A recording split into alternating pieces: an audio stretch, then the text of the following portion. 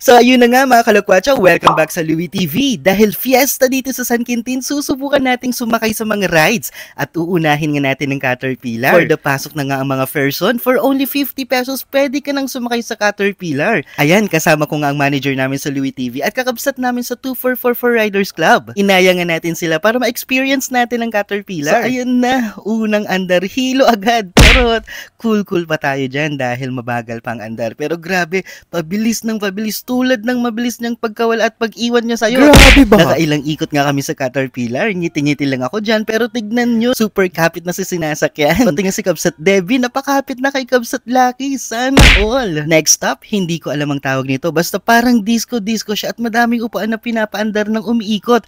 Relax pa tayo dyan. Abangan nyo mamaya mga kalagwatsa pag umandar na. Shoutout pala sa mga cute na batang ito na tinatawag ang Louie TV. Nanunood daw sila at followers namin. Salamat mga kids, gimasen. So eto na nga, umaandar na guys. Kita nyo ba yan? Madilim di ba mga kalakwatsa? Ganyan ang nakita ko sa buong rides na yan. Hindi na nga ako nakapag-video dahil literal na nakapikit ako buong rides. Grabe Ayun, ba? parang bumalik sa pagkabata at in-experience namin ang bato-bato sa lata. Ang makatama, may papremyo. After ng activities, for the gutom ng mga person.